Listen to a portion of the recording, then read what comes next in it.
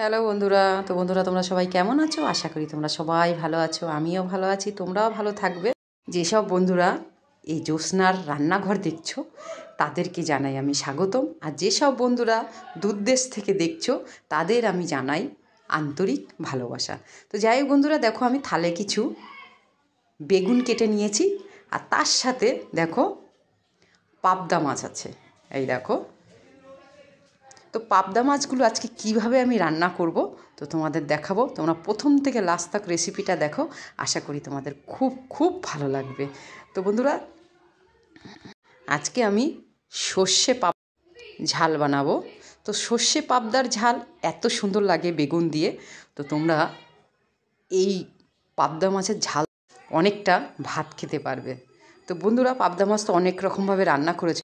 বন্ধুরা, একবার সর্ষে পাবদা বাড়িতে রান্না করে দেখো, খেতে খুব সুন্দর টেস্ট আর খুব ভালো লাগে। তো যাই হোক বন্ধুরা, আমি এবার একটু হলুদ আর লবণ দিয়ে মাছ মেখে রেখে দেব। হলুদটাও দিয়ে দিচ্ছি, লবণটাও দিয়ে দিচ্ছি বন্ধুরা। এবার হলুদটা দিয়ে দিচ্ছি। এবার মাছের গায়ে হলুদ লবণটা ভালো করে মেখে 10 মিনিট মতন রেখে দেব।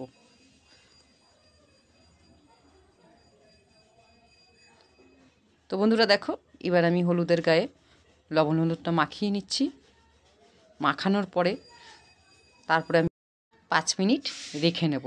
তারপরে বন্ধুরা মাছগুলো ভেজে নিতে হবে, ততক্ষণ আমি সব মাছগুলোর গায়ে হলুদ মাখিয়ে নিচ্ছি। মাছগুলো অল্প করে ভেজে নেব, বেশি ভাজবো না। তো যাই হোক বন্ধুরা, আমি কড়াই বসিয়ে দিয়েছি। কড়াইটা গরম হয়ে গেলেই তেল দিয়ে দেব। তো দেখো কড়াইটা গরম হয়ে গেছে, এবার আমি তেল দিয়ে দিচ্ছি। তেলটা গরম হয়ে গেলেই মাছগুলো ভেজে নেব। ততক্ষণ তেলটা গরম হয়ে নিক বন্ধুরা। আর তেলটা গরম করে নিলে মাছটা ভাজতেও খুব সুন্দর হয় আর তাড়াতাড়ি হয়ে যায়। আমি একটু তেলটা নেড়ে দিচ্ছি খুন্তি দিয়ে। এবার এক এক করে মাছগুলো আমি বন্ধুরা অল্প করে ভেজে নেব, বেশি ভাজবো না মাছগুলো। তো বন্ধুরা দেখো, পাবদা মাছ খুব ফোটে, এর জন্য দেখো আমি থালাটা দিয়ে দিয়েছি যেন গায়ে না ফুটে আসে, আর খুবই ফোটে মাছ। এর জন্য আবার থালাটা আমি 1 মিনিট পরে খুলে নিচ্ছি। এক পিঠ হয়ে গেছে, আর গ্যাসেসটা একটু স্লো করে দিয়েছি। এবার আর এক পিঠ উল্টে নেব। আর এই পাবদা মাছ বেশি ভাজলে খুব মাছের কোনো স্বাদ থাকে না, এই জন্য আমি তেলের মধ্যে একটু উল্টে দিলাম। এবার আর এক পিঠটা হয়ে গেলে আবার আমি থালাটা খুলে উল্টে নেব। তো দেখো থালাটা খুলে নিচ্ছি বন্ধুরা। এবার দেখো, এই দেখো,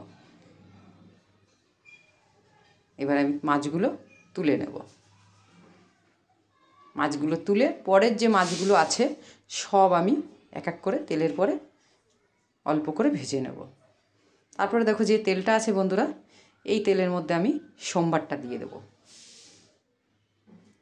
তেলটা আমি নেড়ে নিচ্ছি। তো দেখো এই তেলেই সোমবারটা আমি দিয়ে নেব। সর্ষে আর শুকনো লঙ্কা সোমবারটা দিয়ে দিলাম। এবার সোমবারটা একটু লাল লাল হলেই তারপরে আমি কাঁচা লঙ্কাগুলো দিয়ে দেব। তো বেশি মশলা দিয়ে আমি রান্না করব না, সর্ষে গুঁড়ো দিয়ে মাছের ঝালটা আজকে আমি বানাবো। তো বন্ধুরা, এইভাবে তোমরা বাড়িতে মাছের ঝাল করো, পাবদা মাছের, খেতে খুব সুন্দর। তো দেখো কাঁচা লঙ্কাগুলো একটু দিয়ে দিলাম তেলের পরে। এই দেখো, এবার আমি বেগুনগুলো এই তেলের পরে ভেজে নেব। ভেজে নিলে, যেহেতু পাবদা মাছ খুব নরম মাছ, বেগুনগুলো একটু ভেজে নিলে সিদ্ধ হয়ে যাবে বেগুনগুলো, বেশি টাইম লাগে না, তাহলে রান্নাটাও তাড়াতাড়ি হয়ে যায়, বেশি টাইম লাগবে না। এর জন্য আমি বেগুনগুলো বন্ধুরা একটু লাল লাল করে ভেজে নেব। বারে বারে বেগুনগুলো একটু নেড়ে দেব যেন কড়াইতে না লাগে।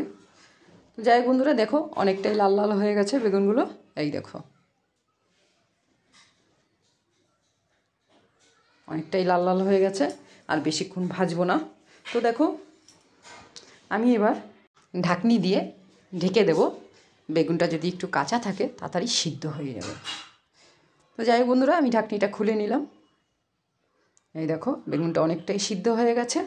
এই দেখো এবার একটু নেড়ে নেব। আর দেখো লাল লালও হয়ে গেছে। এই দেখো, ততক্ষণ বন্ধুরা একটু নেড়ে দিতে হবে বারে বারে। তো বন্ধুরা, তোমরা বাড়িতে এইভাবে যদি পাবদা মাছের ঝাল করো, খেতে খুব সুন্দর আর খুব টেস্টি লাগবে খেতে। তো যাই হোক বন্ধুরা, আমি সর্ষের গুঁড়োটা ভিজিয়ে রেখেছিলাম। যেহেতু বেগুনটা সিদ্ধ হয়ে গেছে আর ভাজাও হয়ে গেছে, এর জন্য আমি দেখো পুরো সর্ষের গুঁড়োর জলটা আমি উপর দিয়ে দিলাম। এই দেখো বাটির নিচে দেখো কতটা ছাবাটা আমি দেবো না। ছাবা সর্ষে অনেকে খেলে পেটে ব্যথা করে, এই জন্য সর্ষের ছাবাটা যদি ফেলে নাও তাহলে কোনো পেটে ব্যথাও করবে না, গ্যাস অম্বলও হবে না। তো যাই হোক বন্ধুরা, আমি লবণ দিয়ে দিলাম মাপ মতন। এবার হলদির গুঁড়ো দিয়ে দিলাম মাপ মতন। এবার দেখো সামান্য একটু লঙ্কার গুঁড়ো দিয়ে দিলাম, ঝাল লঙ্কার গুঁড়ো। এবার একটু নেড়ে নেব খুন্তি দিয়ে। আর সর্ষের গুঁড়ো দিয়ে রান্না করলে বেশিক্ষণ ফোটাতে নেই, ফোটালে তিতো হয়ে যায়। তো দেখো বেশিক্ষণ লাগবে না।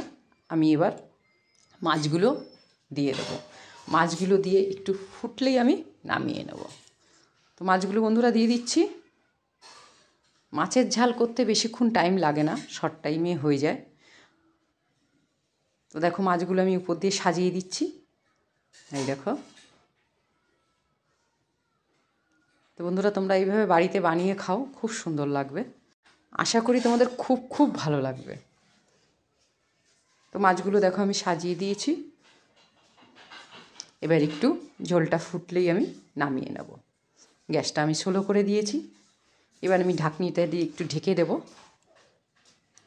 আবার 2 মিনিট পরে আবার ঢাকনিটা আমি খুলে নেব। তো দেখো আমি ঢাকনিটা খুলে নিচ্ছি বন্ধুরা। তো দেখো পাবদা মাছের ঝাল দেখো হয়ে গেছে। এবার আমি নামিয়ে নেব। আর বেশিক্ষণ রাখবো না, তাহলে পুরো ঝোলটাই টেনে যাবে। তো দেখো বন্ধুরা, আমি এবার গ্যাসটা লিভিয়ে দেব, নামিয়ে নেব। তো দেখো বন্ধুরা, পাবদা মাছের ঝাল বেগুন দিয়ে খেতে খুব টেস্টি। তো দেখো কালারটাও কত সুন্দর এসছে। তো বন্ধুরা, রোজ দিনই তো একটা করে রেসিপি দিচ্ছি। ভালো লাগলে কমেন্টে দ্বারাই জানাবে, আমি রিপ্লাই দেবো। আর সব বন্ধুদের দেখার জন্য একটু সুযোগ করে দেবে, শেয়ার করে দেবে আর কমেন্ট করবে। তো বন্ধুরা, আজকে আমি এখানে রাখবো। তোমরা ভালো থাকবে, সুস্থ থাকবে, রাখছি।